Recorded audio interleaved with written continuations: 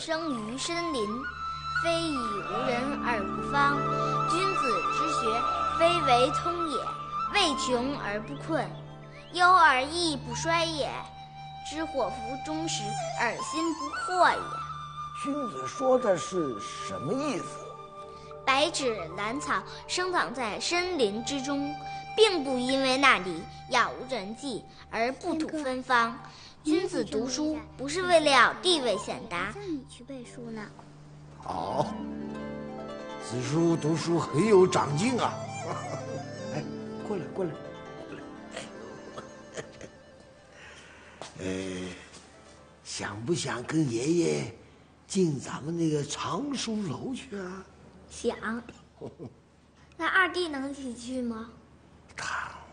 他是捡来的，不是咱敖家的正根，不能进去。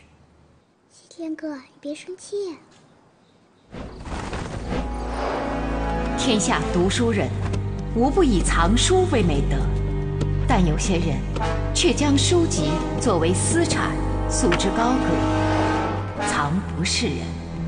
我们落花宫要做的，就是将他们的书取出来，还于民间。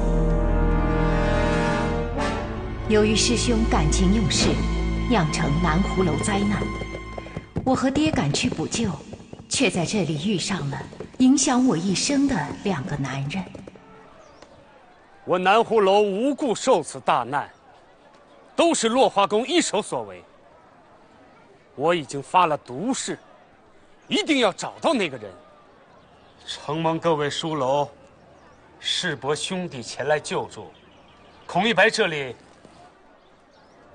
不言谢了。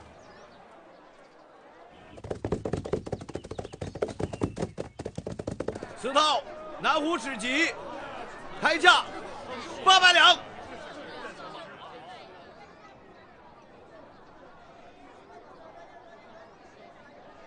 我西风堂出50两。我千心阁出40两。我台月楼出30两。怎么越给越少？这到底是怎么回事？我出800两。敖府如此大义，请敖少兄为我孔家珍惜此书。慢着！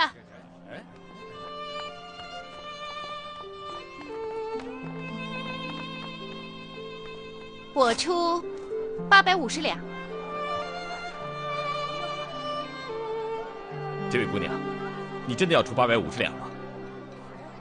怎么，就许你出800，不许人家出的比你多吗？你好大的口气呀！你小小年纪，哪里会有识得真本的眼力呀？哼，没有就没有。姑娘，这里是赏书的高雅之地，容不得喧哗胡闹的。走吧，人家都说了。喂，你的脸怎么了？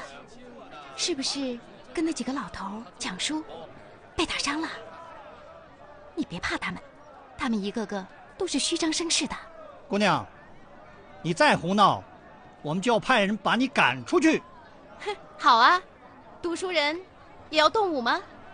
爹，你看他们不是赶人就是抢书，哎呀，一个个真够威风的哦。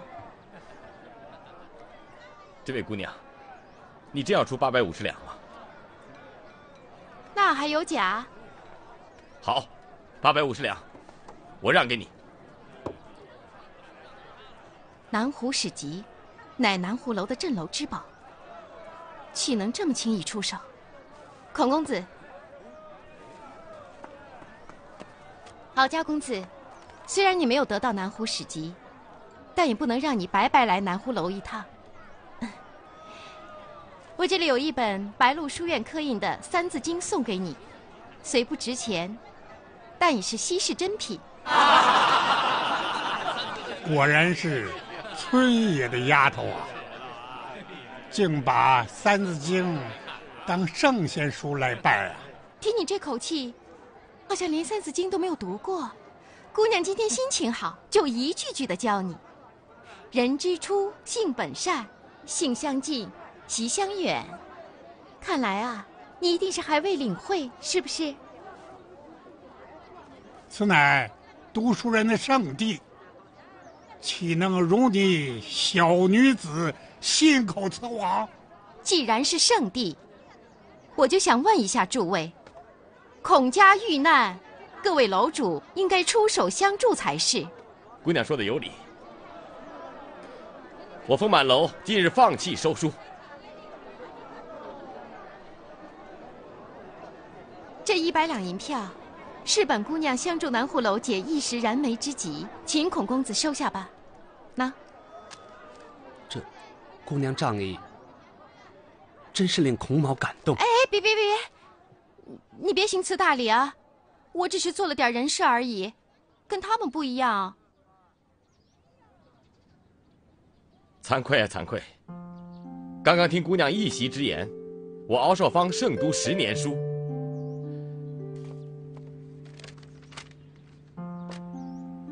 这800两银票，算我丰满楼对南湖楼的帮衬。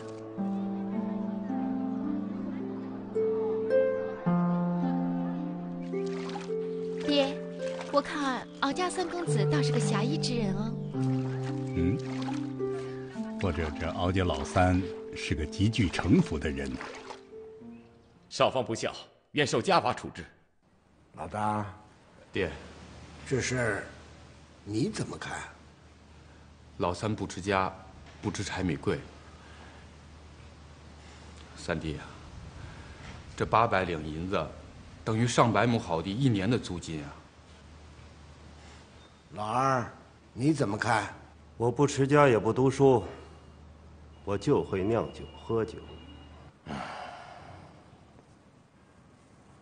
老大媳妇，你也说说。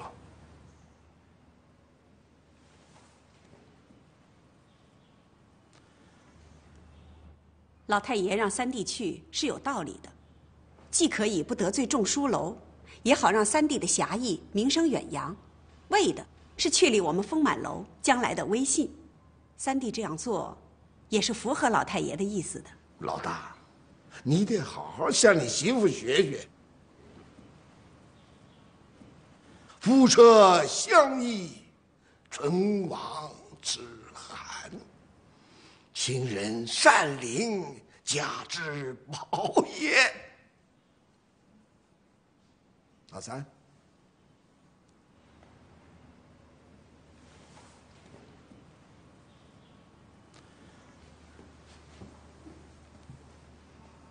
老三，听说街上怀仁堂来了一位专治胸痹的大夫，你去看看，啊。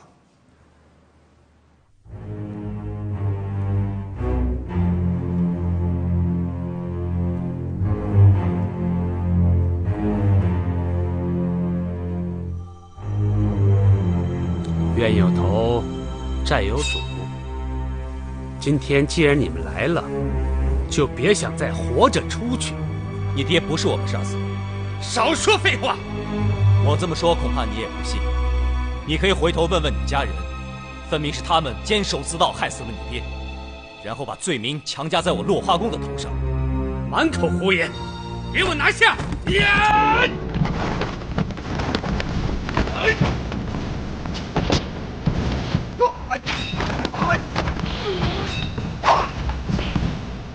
兄，你也太性急了吧！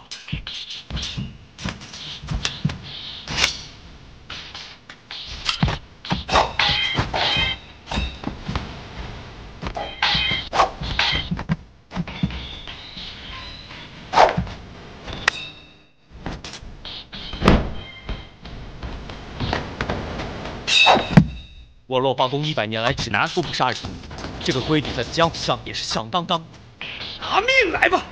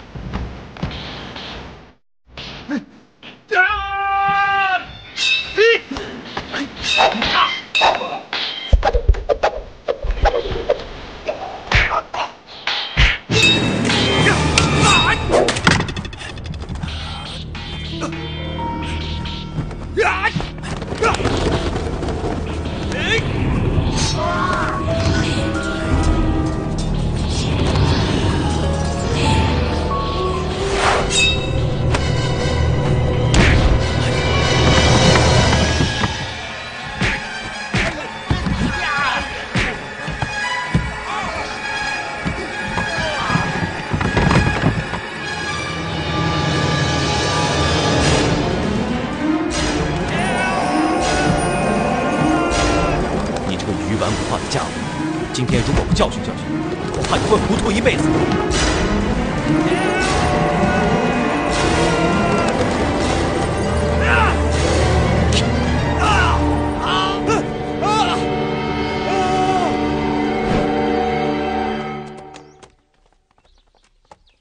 能不能再加100两？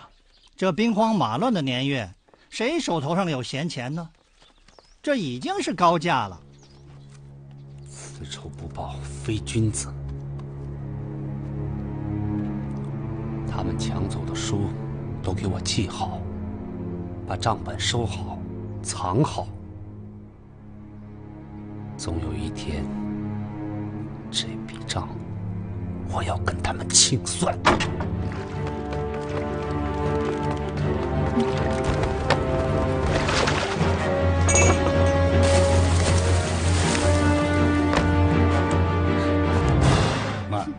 你们是何方之人呢？我家主人想见你们。二位深藏不露，孔某斗胆赶来，有些冒昧了。哟，这不是孔家大公子吗？正是。难道我送你的银票是假的？不，刚才没有谢过姑娘。姑娘仗义直言，言孔某所不能言，替我孔家出了口恶气。连性命都没有留下。实不相瞒，家父是前清探花，在宫廷替皇上藏书，见公子遇难，不能不救。孔公子请回吧，我们后会有期。后会有期。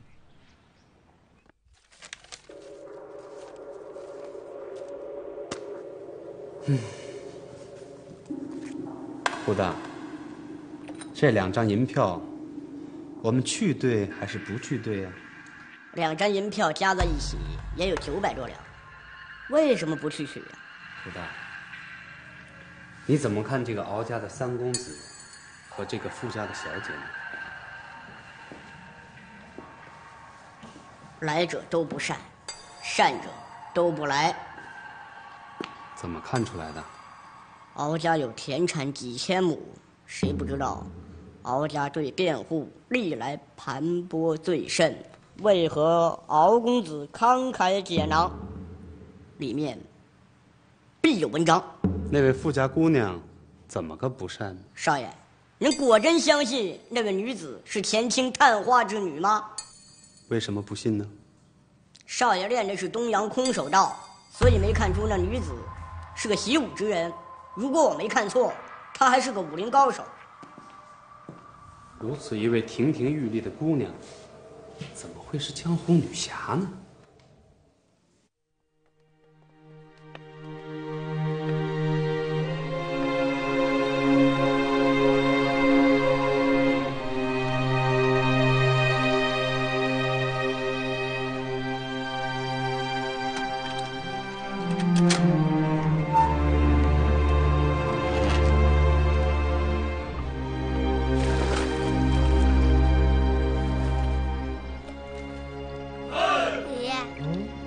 那么多鱼啊！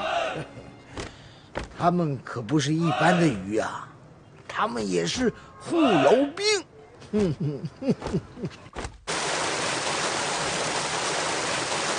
少广，都操练好了？是爹。您看，这上有天网，下有埋伏，我保证让他一只鸟都飞不出去，一只老鼠都钻不进来。记住。山外有山，天外有天。落花宫不就是偷书贼吗？孩儿的葫芦团这几年已经抓了上百个贼，还怕他不成？别把话说得太绝了。不入虎穴，焉得虎子啊！看来我们非得进敖府，才能得到落花残卷。当年敖府风满楼从我爷爷手中骗走了落花残卷，从此落花宫再也参不透落花诀的最高境界了。要是得到了落花残卷，就能参透落花诀的奥秘，不至于每一代高手练到爹这个地步就会停步不前，一直陷入走火入魔的境地。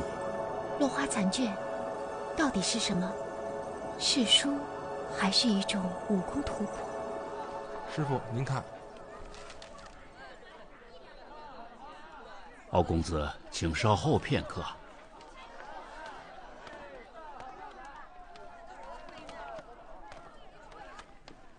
这方子太险恶，都是极寒极凶险之物，谁给你出的？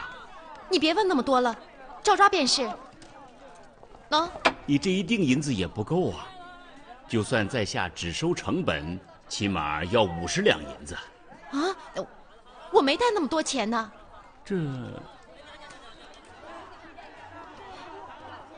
这钱我出了，赶快给姑娘抓药吧。你爹病重，我跟你回去看你爹。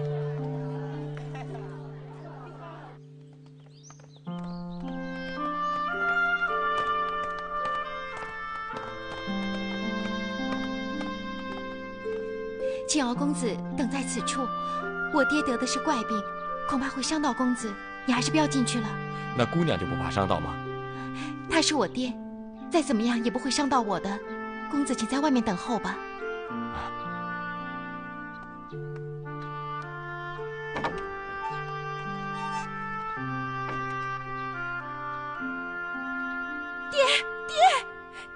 爹，你怎么样啊？爹，老人家，爹，敖公子。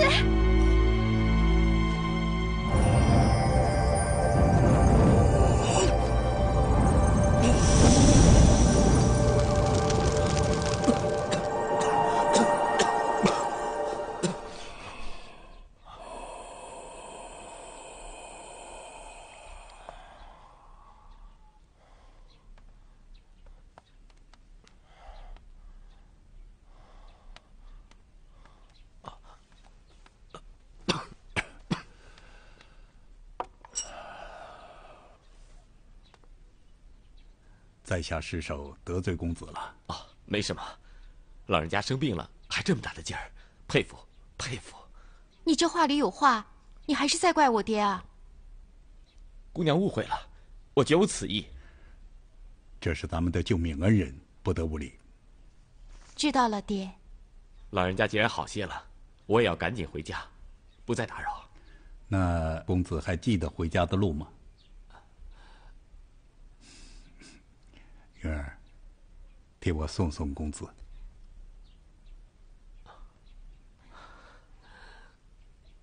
谢谢。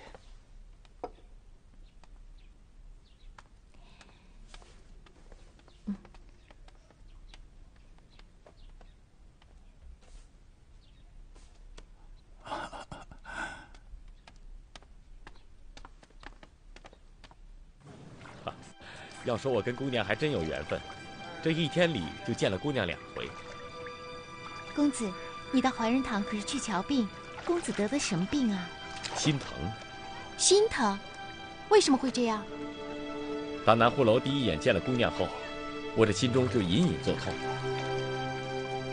原来我看错了你，敖家公子也是个纨绔子弟。姑娘莫怪，恕敖某直言。敖某一向心直口快，把心中所想就直接说了出来。老实说，我这病是天意，说出来可能姑娘都不会相信。那你说来看看。我幼时登楼读书，却被楼中怪风所袭，长久以往，这寒气袭入后胸，心中疼痛难忍。哦，你那风满楼，为什么会起风啊？谁都不知道风从何来。对了，姑娘，能问问芳名？叫我云儿好了。云儿姑娘。云儿姑娘有心上人了吗？你这个人，怎么问这个？云儿姑娘，在下敖家老三敖少芳，今日恕我冒昧，请回家转告老父亲，改日一定专程登门拜访，并有事相求。谢谢。听谁的？好，这，好，来，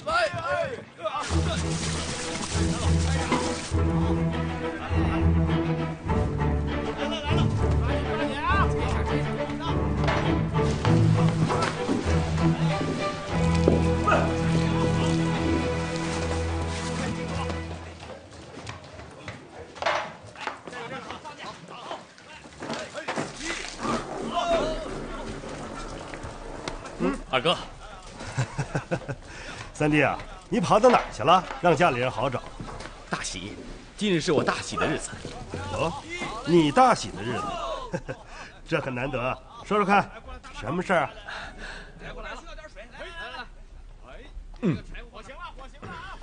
好久，我遇到一个人，他是我梦里的人。哦。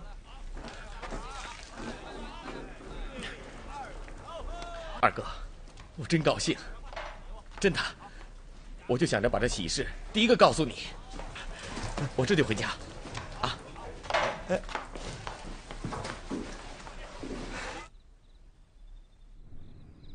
我怎么不能娶她？爹，云儿姑娘是个好姑娘，我这辈子等的就是此人。你呀，轻浮，连人家的家底都不知道，你娶什么？要是娶了个不干净的女子，咱们敖家的脸面往哪儿搁？爹，这云儿姑娘侠胆柔肠，豪情之气不在儿子之下，绝不是那等不干净的女子。好了，三弟，别再跟爹闹了，你先回去。我跟爹说。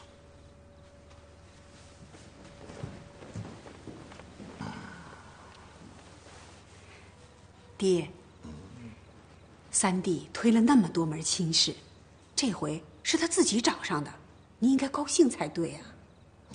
高兴？这不合敖家的规矩，不合规矩。哟，爹，您看我那三弟像是合规矩的人吗？我倒真觉得，三弟应该有个人管管了。既然这次他自己看上的，那倒真好，不妨我们都瞧瞧。我这话只跟你说。我这三个儿子，你瞧，老大邵广，他能护风满楼，从小练就了识别天风风向的本领，可他有勇无谋啊！再说，也让你个媳妇管得了没有大家之气了。老二呢，整天的沉溺在酒气之中，也不知道他整天在想什么。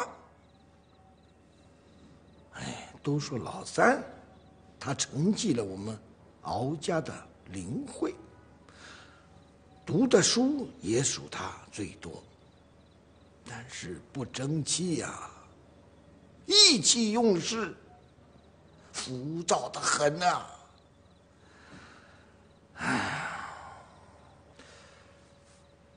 你说的也有道理，兴许找个人把他给降住了。哎呀，可是这风满楼，他们哥儿仨，我是不想让他们再登。爹，那谁登呢？风满楼是神楼啊，不是一般的人能登上去的。子书呢还小着呢，我怕他登上去，跟他三叔一样，给天风吹伤了。爹，子书不会的，子书的身体从小就比他三叔硬朗。还是等他背会了四书五经再说吧。啊，哎呀。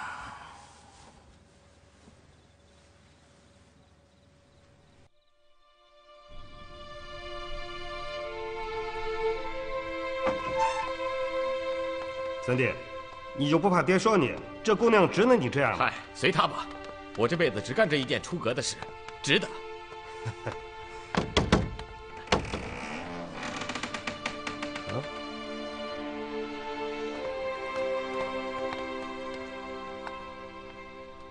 人呢？掌柜的，请问那一老一少呢？他们走了。走了？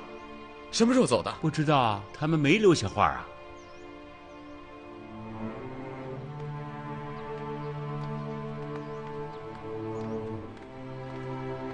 三弟，看来还是缘分不到啊。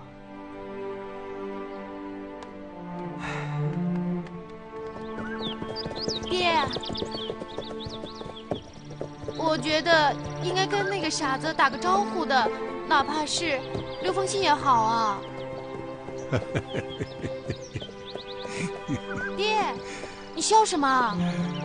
我想云儿也是个痴心女子啊，这么会儿的功夫就动心了。要知道，世间万物都是白云苍狗，过眼烟云啊。只怕是落花有意，流水无情啊。敖府可进，敖公子的心不能进，要不然，到时候你连哭都来不及了。爹，我知道了，那敖府到底进不进呢？什么人？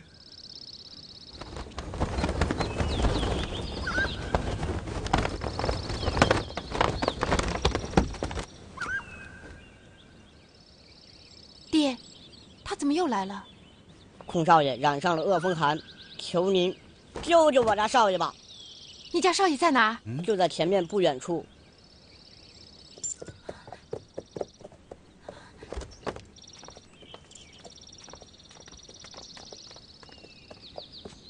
啊！孔家公子怎么落魄成这个样子？爹，他很烫，他会有危险的。不是给过你们100两银子了吗？怎么不去求医呢？孔少爷有话，宁肯病死，也不用姑娘的钱。孔公子虽然是一介书生，但是骨头还挺硬的。爹，孔公子的命，我们就定了。云儿姑娘，云儿姑娘，三弟啊，别喊了，让人家笑话。为什么？为什么要不辞而别呢？我跟他说过，我一定会回来找他的。难道他要躲我吗？三弟啊，还是下来陪二哥喝点酒吧。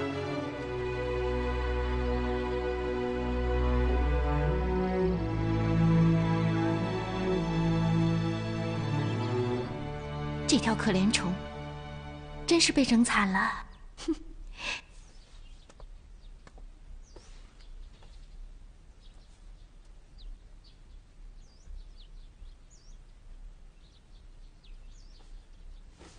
哎，你起来干嘛？小姐，救命之恩，我这里谢谢了。哎呀，你可真够麻烦的！就你们读书人这么多的礼节，命都不要了，要那么多礼干什么？哎，先躺下，先躺下。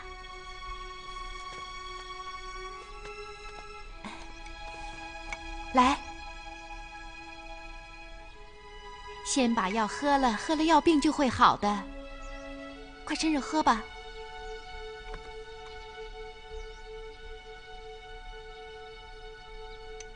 你怎么了，孔少爷？从来没有人对我这么好过。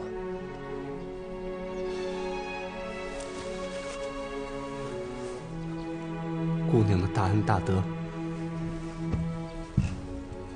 我孔玉白没齿难忘。瞧啊，说你事儿多吧？来，先把药喝了，先把药喝了嘛，喝完了你就会好的。来，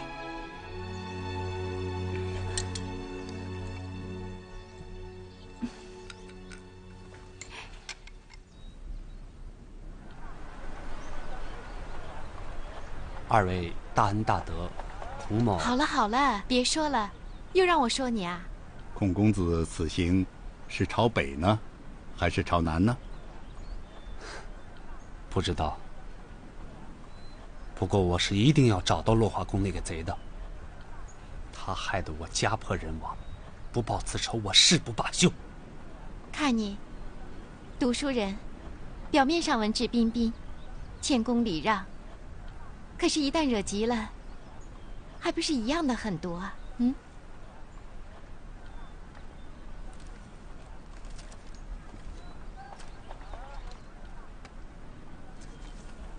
孔少爷，你把这银票偷偷的放在桌上，想还给姑娘。少爷若不嫌弃的话，还请收下银票作为盘缠。嗯。少爷，该上船了。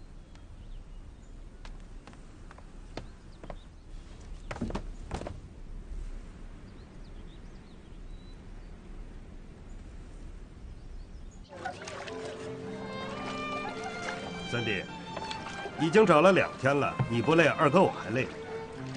缘分在天，也不必太过伤心了。二哥，你就别劝我了。我知道，在你们眼里，我是有点疯，有点傻。可我心里，自打南湖楼收书那天起，我第一眼见到这位姑娘，我觉得她是老天派来的。什么收书啊，场面啊，全都不重要了。我的眼里只有这个姑娘，你明白吗，二哥？她为什么要躲着我呢？为什么要走得这么快呢？茫茫天地，你让我上哪儿去找她？三弟，来，喝口酒。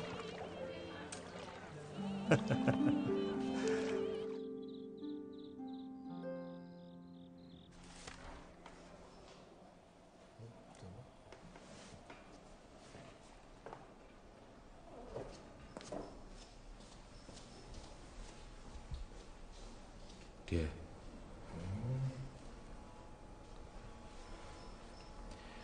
爹，我想跟您老商量件事儿。您看，子书也不小了，按您的吩咐，这4书5经也会背了。是你媳妇让你来的吧？不，是我想。你每天在想什么？啊，就想着抓贼。这话我已经等了多年了，今天还是让你媳妇逼着你来跟我说的吧？啊！哼，你们哥儿3加起来还不如你媳妇一个女人。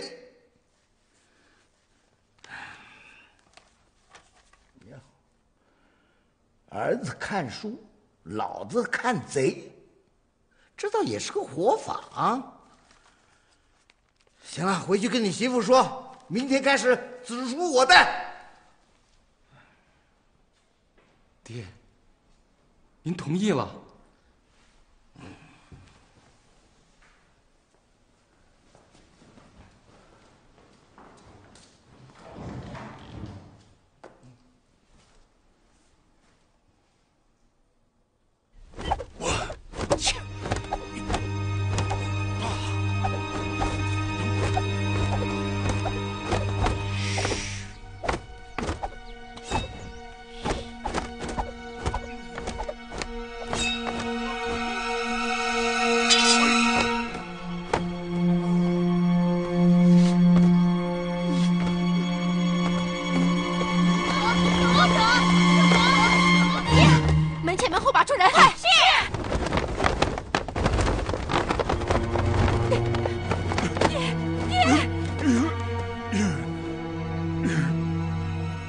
爹的天柱穴。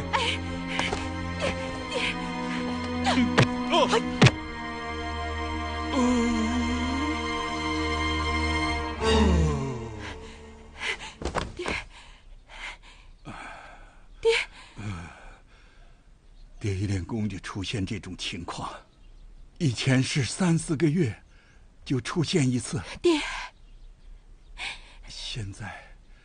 现在是2、3天就出现一次，爹恐怕不行啊！爹，你千万不要这么说。只有找到落花残卷，才能救爹的命啊！爹，你说吧，玉儿听着呢。明天，咱们进敖府。收的果然是好书啊！久闻敖府书香门第，丰满楼种书藏学。我爹，我这身子啊，恐怕回不到京城了。还望丰满楼能替我家藏得此书啊！这哪使得？君子不夺人所爱嘛！老朽已是病入膏肓了，怎还谈得上藏书纳卷呢？多亏了三公子的帮助，我们知敖府侠义。我们父女俩仅存此心，盼得懂书的人收好它，藏好它，也就知足了。是啊，藏书人也是不易呀。有的为了藏几本好书，搞得家破人亡啊。听说南湖楼的少公子孔一白已经疯疯癫癫了。哦，哎呀，好不可怜哦。说的也是啊，所以啊，我们把书交给丰满楼，丝毫没有一点吃亏的意思。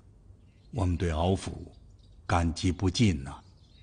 也好，我暂先把书收下来，等你养好了病，回京复职，我再派人把书给送去。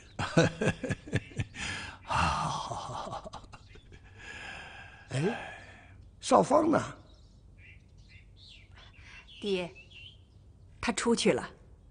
这些天他总是魂不守舍的。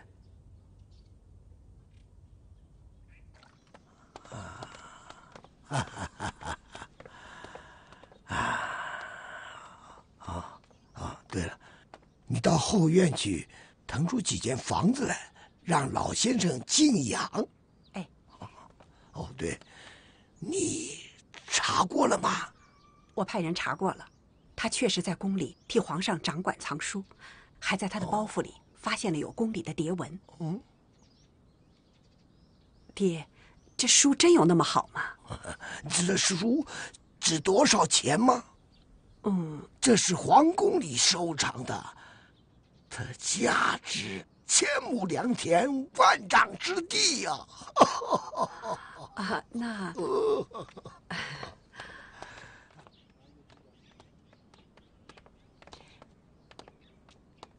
云儿，是你们啊！三公子有礼了。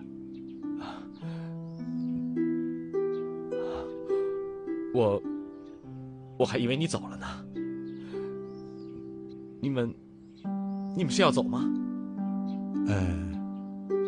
二哥，你帮我看着他们，我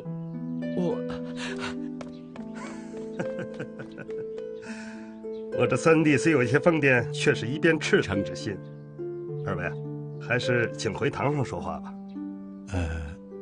好，请。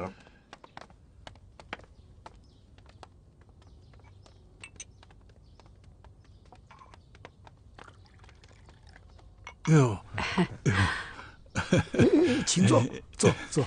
爹，您坐。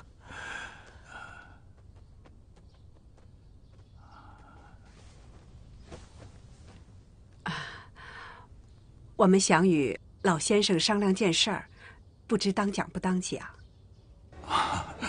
请讲。我们家老三兄弟是个出了名的才子，可就是眼光太高，一直单身立命。我们呐，也是急不得，恼不得。就不知，您家这位姑娘，她我家小女还不曾想过此事。好，这事儿改日再说。老先生，现在我们敖家住上2天再走吧。那就恭敬不如从命了。好。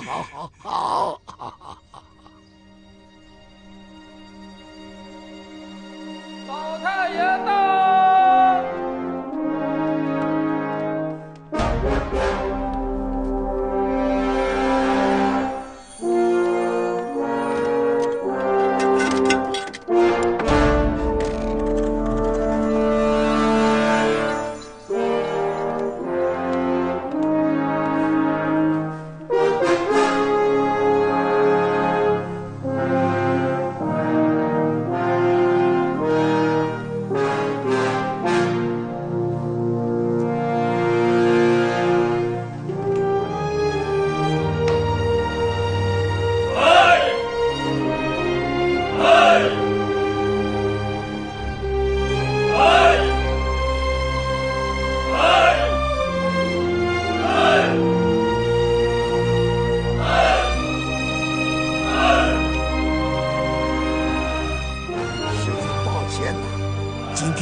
先生破了例了，只能到此为止了。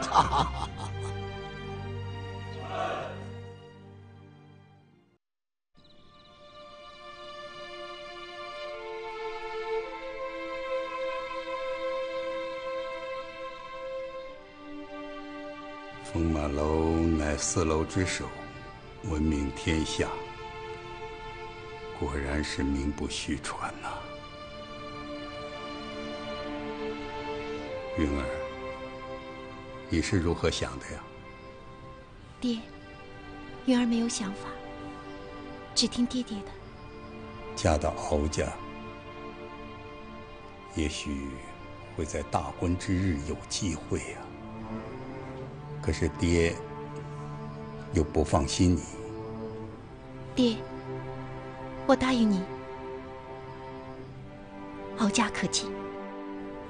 敖少芳的信，女儿是不会进的。这也许就是我们最后的一个机会了。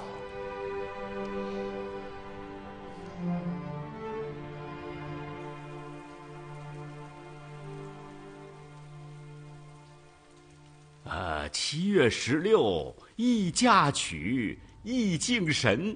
又极适合3老爷与云儿姑娘的8字儿啊！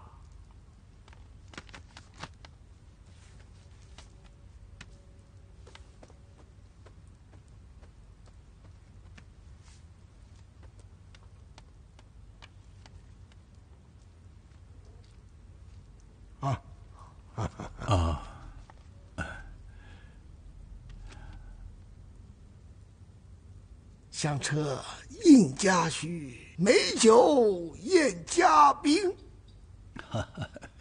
交颈鸳鸯并蒂在下立，挟持紫燕，连理枝头飞。好句，好句呀！离7月16只有3天了，我该称呼一下亲家了吧？哦，亲家好，亲家好，亲家好。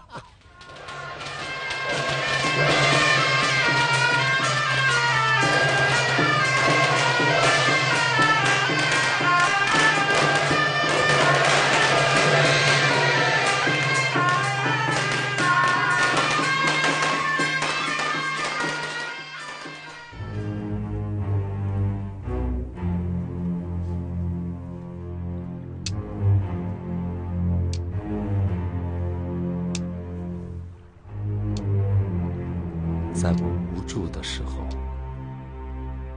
你走进了我的心里；在我最孤单的时候，安抚我的也是你。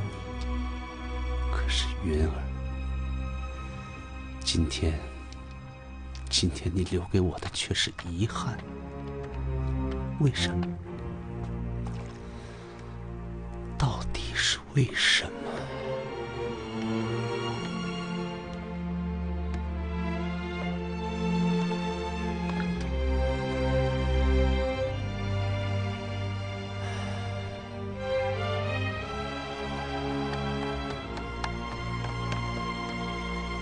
少爷，我们去什么地方？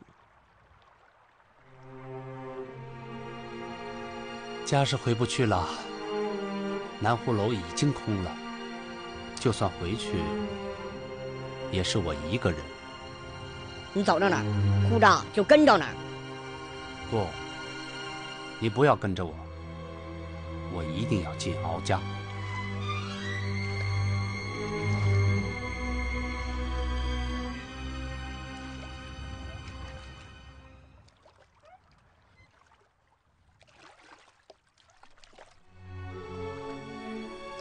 敖少芳啊，敖少芳，是你骗走了云儿的，是你夺走了她。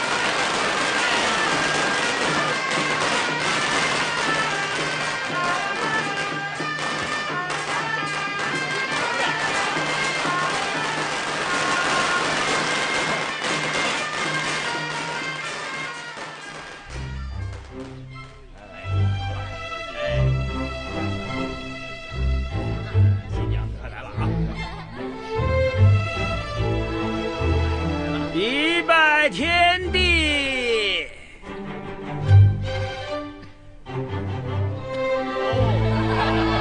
起！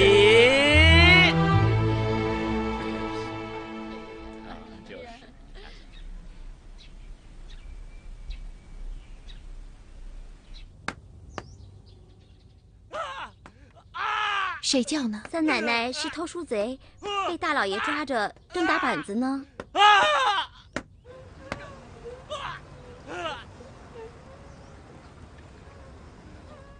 你不怕呀？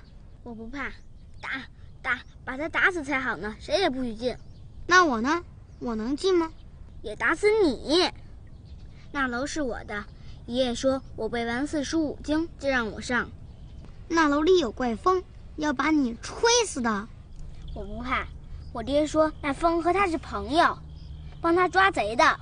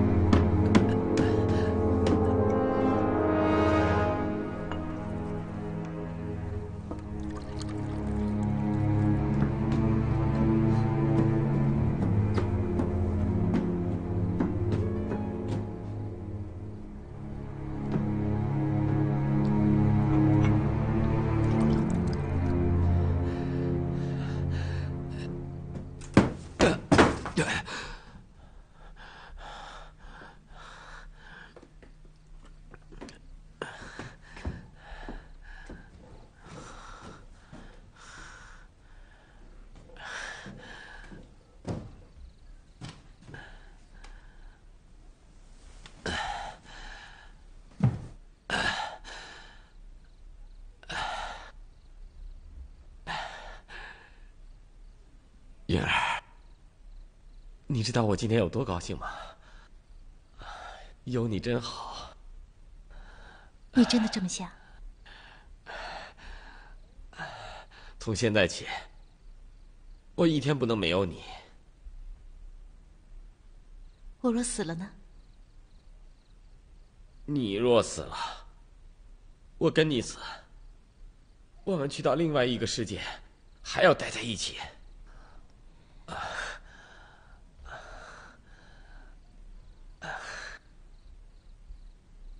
云儿，今天那贼让你受惊了。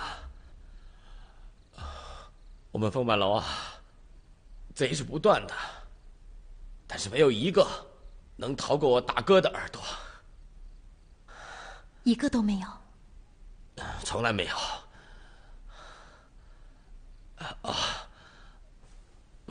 云儿，来，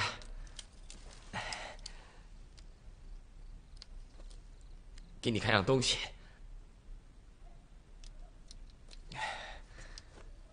这是我娘临走的时候留给我的。她说，如果有一天我结婚了，我的媳妇儿帮我生了一个儿子，我就把这东西给她。我想她现在就是你的。你喝多了，快躺下吧。我没喝多。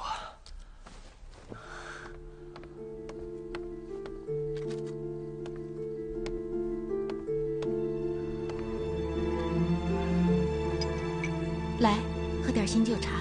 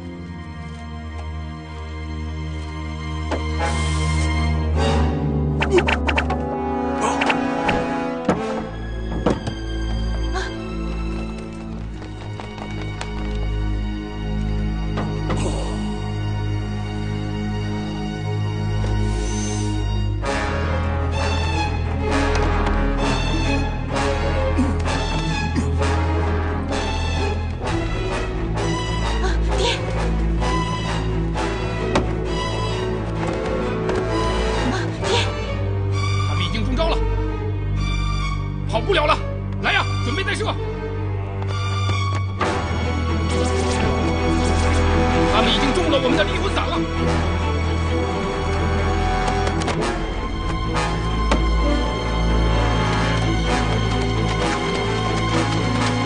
抢出要紧，快！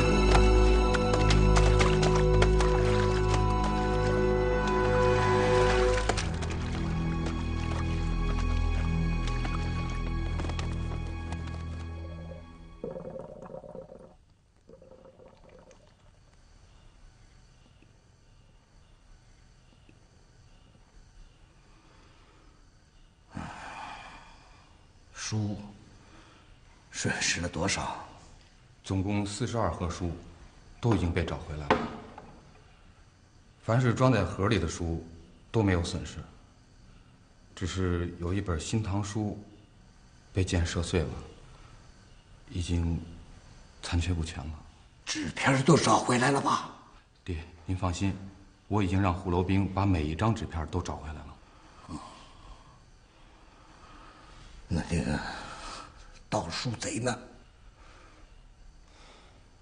爹，这5年我抓了不少盗书贼，还没有碰见这样的高手。查没查过他是怎么进去的？还没有查出来。不过这回进去的不是一个人。几个？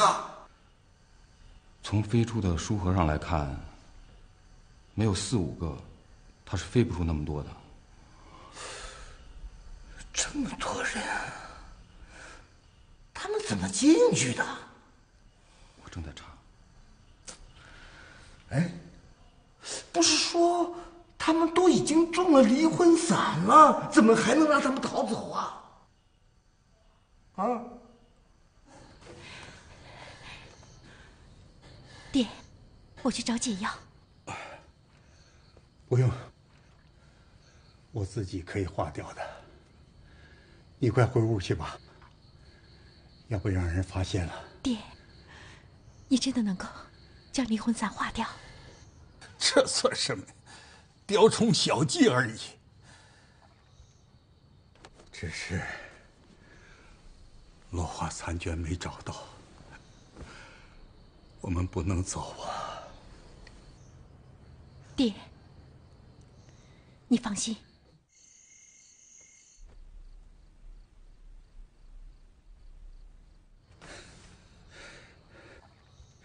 今天晚上实在不行，就把那个敖少峰杀掉，反正不能让他沾你。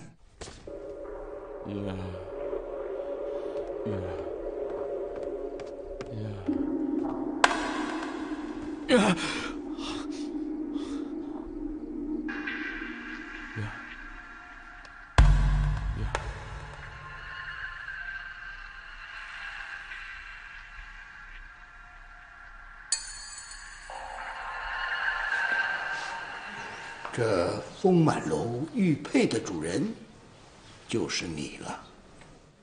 胚是楼的魂，上面的字是咱们祖宗刻上去的，要永远记住。这玉佩背后还有8个字，你念念。飞上上至，无了了心。列祖列宗在上，5辈景尊丰满楼楼训。崇文敬学，尊美重书，思风永继，惟吾之真。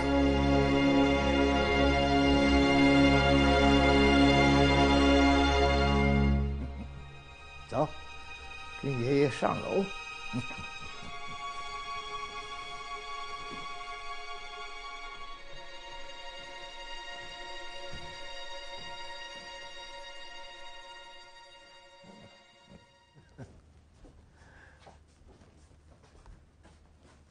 爷爷，啊，这5万多卷书都藏在这楼里吗？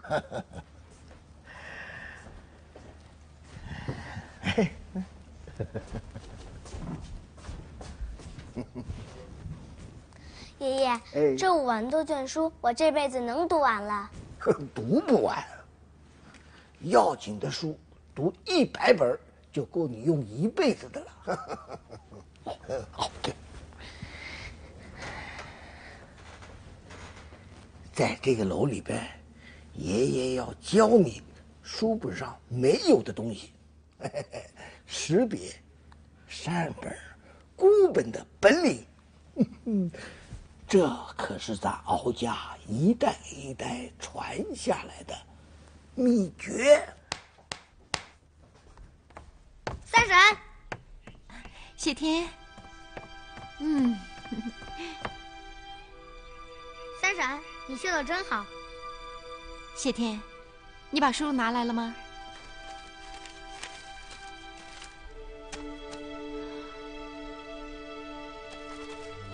喂，这就是你的书啊？你怎么会把书弄成这样呢？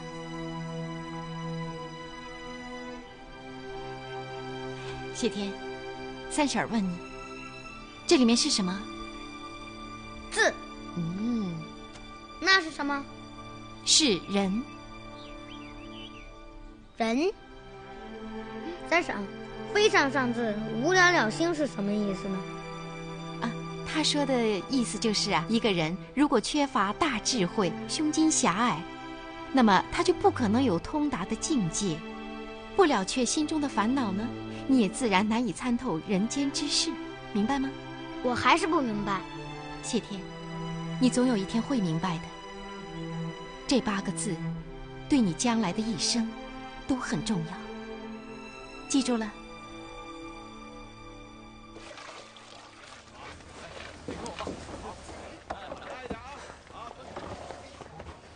怎么，大娘要打你了？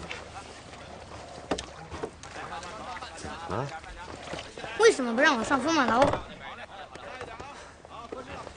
小孩子不能上的，爹也不能上。子书就能上。你上去干嘛？那上面除了书什么都没有。爹，我是捡来的野种吗？你是听谁说的？听爷爷说的。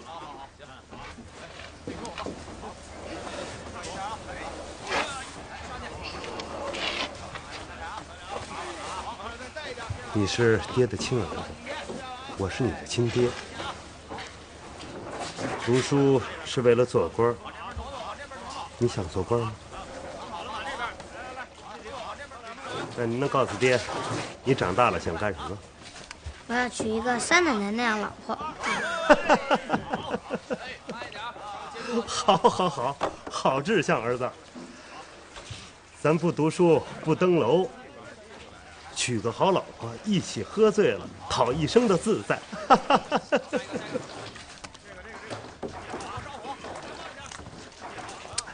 来，儿子。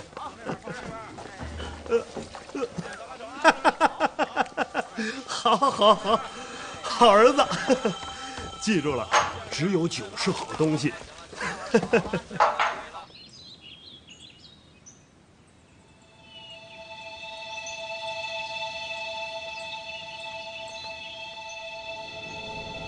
今天我得不到的，将来总有一天我会得到。孔公子，你这是何故呢？晚辈无功不受禄，我没有为敖家做过一件事情，所以这张银票我还是受之有愧的。过些日子我就要到东阳继续我的学业，所以孔公子，我和你父亲是世交，你说南葫芦有难，我怎么也要管呐。不是孔公子去东阳的盘缠准备齐了吗？说来惭愧，南葫芦遭劫，家境一贫如洗。少房，800两银票马上兑现，交给孔公子。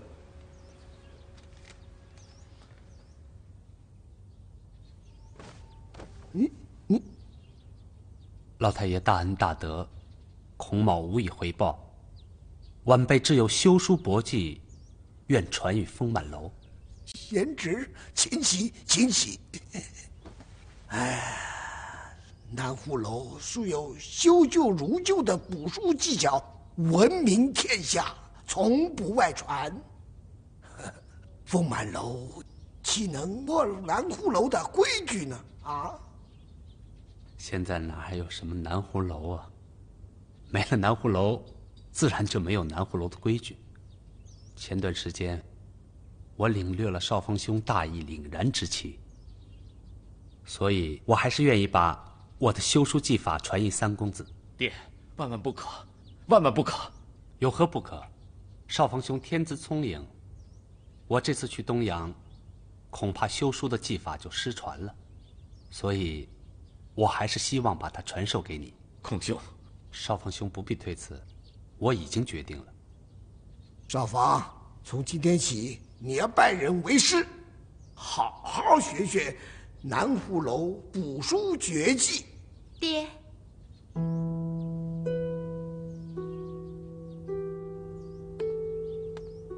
云儿，你见过他？孔兄从今天起就住到我们家了。三奶奶。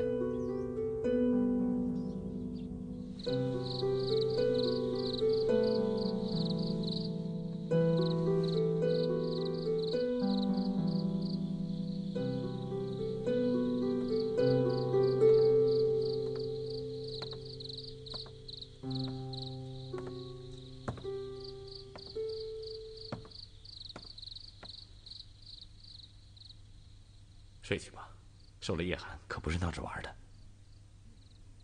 少芳，你一定要警惕那个孔一白，他进敖家，我总觉得蹊跷。不要妄加揣测别人，他又能闹成什么样子呢？少芳，哎，少芳，你没事吧？不爱的，我很快就会好的。那我们休息吧。好。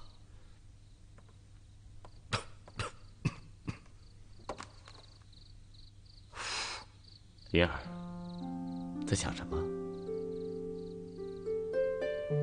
少芳，你呢？又在想什么？我们以后去一个没人能找到我们的地方，在那儿安个家，有几亩田，种上些竹子，再插上些篱笆，那儿就是我们的家。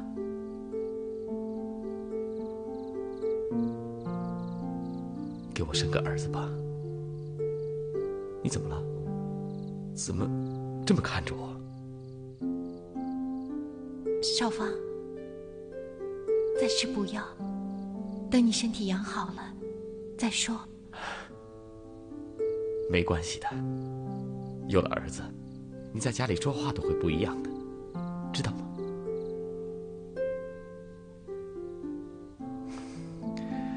感谢老天把你赐给了我，我会给你一辈子幸福。一辈子？你不信？来者不善呢。敖少芳怎么反应的？爹，您不知道敖少芳这个人，他绝不会把别人往坏处想，像他这样，迟早要吃亏的。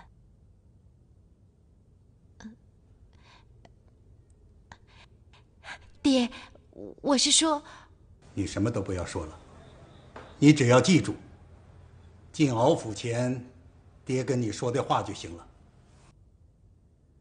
爹，您的话，允儿铭记在心。到处都是鱼塘，到处都是金鲤鱼，连丰满楼里也有鱼塘。丰满楼里的鱼可不一样，我大哥常年仔细观察，丰满楼里只要有风，这鱼儿就一定有动静。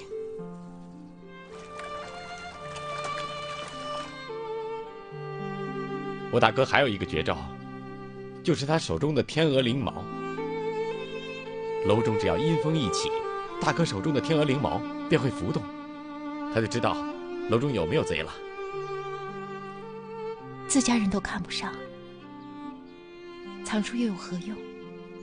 云儿，你知道二哥房中有张画像，他为何总对着画中的人发呆吗？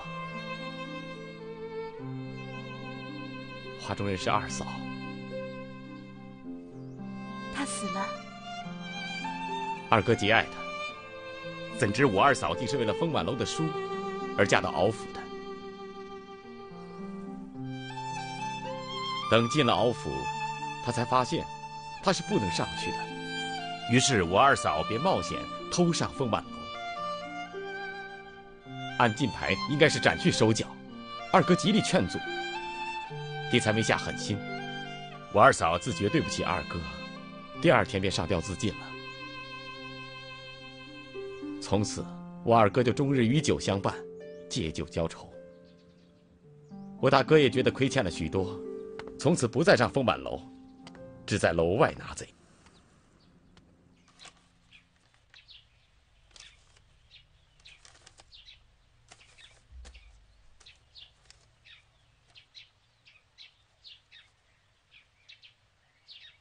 这修书，首先要掌握清、占、连、断、挑。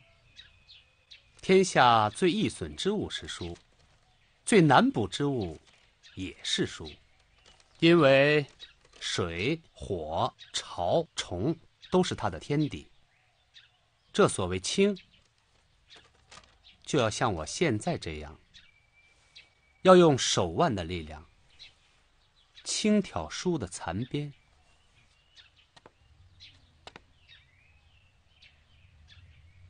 哎，少芳兄，你怎么不看我呀？哦，请孔兄就此歇息吧。我这里有壶好酒，不如我们趁此良辰美景，好好喝上一壶。已经几个时辰了，你都没有好好学过。我不想学。嗯，孔兄，我回去就和家父说，我已经跟你学到东西了。嗯，这是何故？来来来，我们干了这杯再说。来，何故学那劳神的东西呢？好酒。来来来，嗯。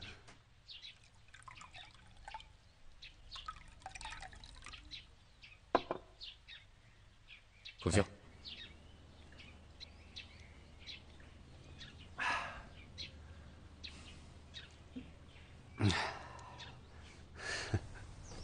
敖老太爷，恕我直言，我教不了三公子。为何？是他学不会？我三个儿子里面，就属少芳最为伶俐。不，是因为三公子他不学，我也无可奈何呀。那让我那老大跟你学如何？我，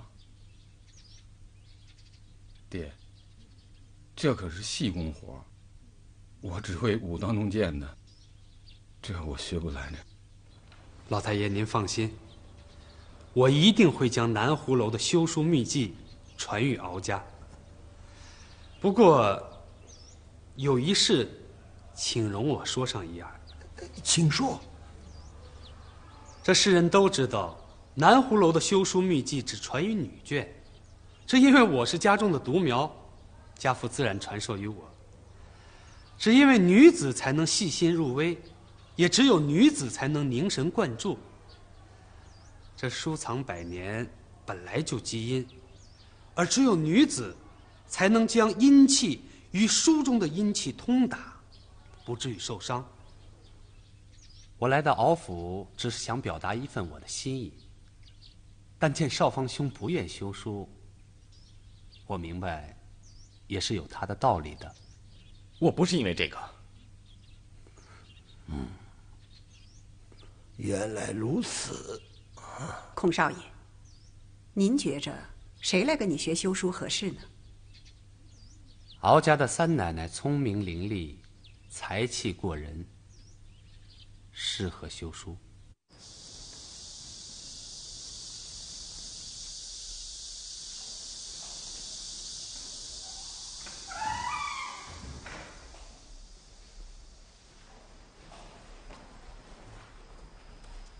爹，你真想让老三媳妇儿跟着孔一白学修书？你想说什么？没什么。弟妹那么聪明，该去学的。老大媳妇，有的人平生靠一门手艺苦了一辈子，有的人什么都不会也可以活得好好的。知道为什么？不知道。劳心者治人，劳力者治于人。我要你好好的把住敖家，我把整个家都交给你了，你还要什么？爹，我明白了，是媳妇错了，不该多想。你现在该想的是拿什么书给孔一白修补。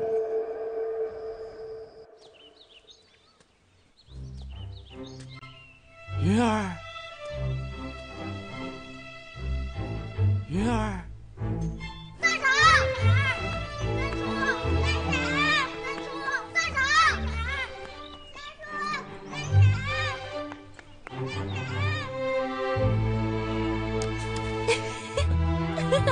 云儿，你怎么在这儿啊？让我好找啊！孩子们找不到你，该着急了。哎，让他们找去吧，我在这儿，谁也找不到我。哎，少芳，吃橘子。他在偷看三婶和三叔呢，我把他抓起来。你能抓住他？我有网子。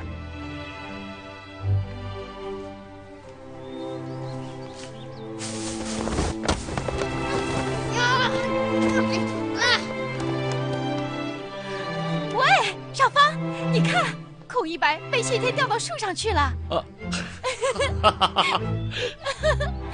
嘿，刀疤，你躲在这里偷看人家，不该造啊！放开我！你自己下来呀！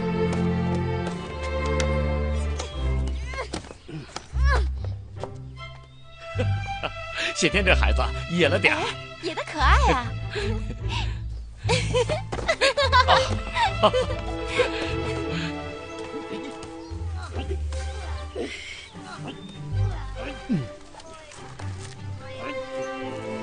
贼小子，再不撒手，我摔死你！你是谁？你才是人呢！你摔死我也不撒手！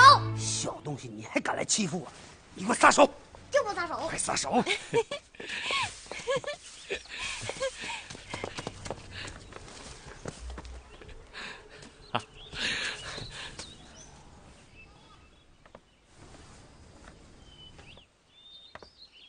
云儿，你怎么不跟爹打招呼啊？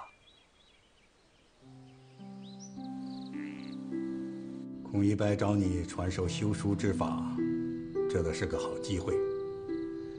你能趁机将风满楼的书都摸上一遍。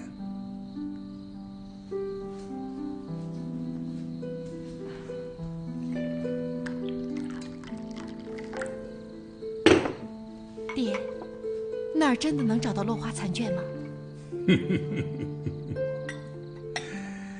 你以为敖老太爷是个一般的人呢？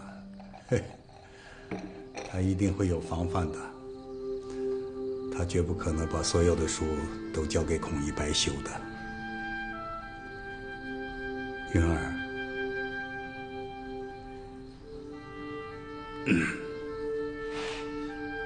这几天他没动你吧？没有，我不让他动，他就没动。敖少芳竟然如此侠义，此等男人真是少见呐。云儿，爹有话要跟你说。爹，您不用说了。若还找不到落花残卷，我就跟您走，你真的想走？想。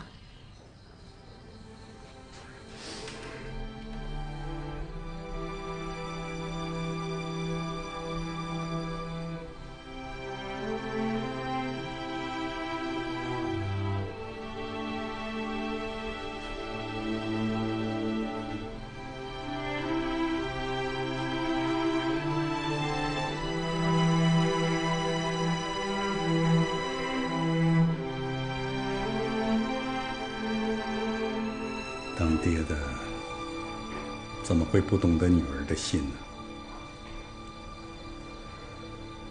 你是不是离不开她了？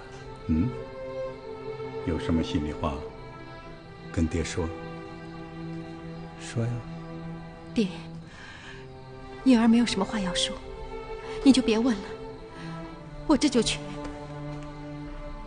云儿，你怎么在骗爹？爹，我没有。那就是你连自己都在骗。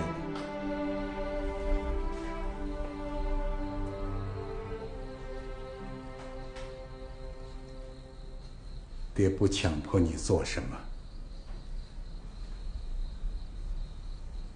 你是爹唯一的女儿，我只希望我的女儿别太受委屈了。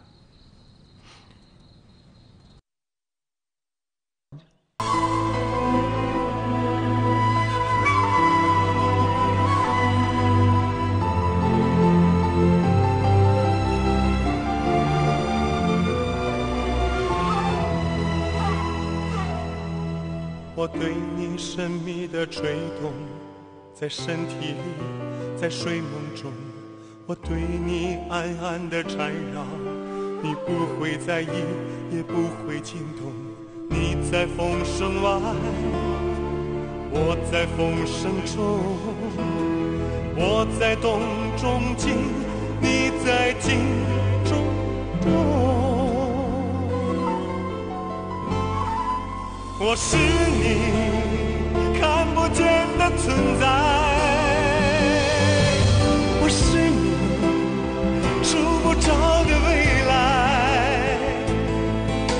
我吹呀吹呀吹呀，总是吹不进你的秋波里。我飘呀飘，飘不进你的掌心中。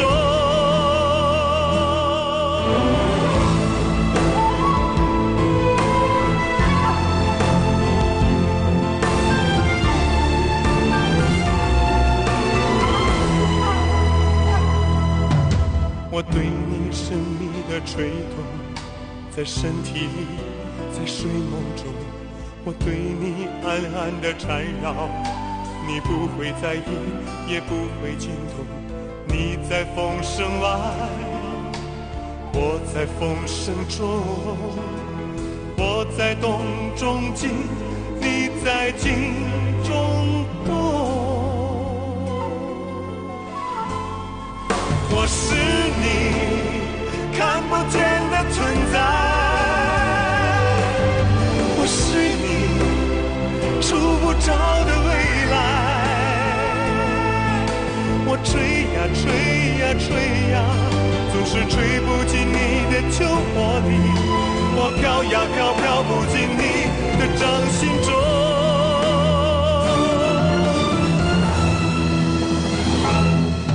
我是你看不见的存在，我是你触不着的未来。我吹呀吹呀吹呀，总是吹不进你的秋波里。我飘呀飘，飘不进你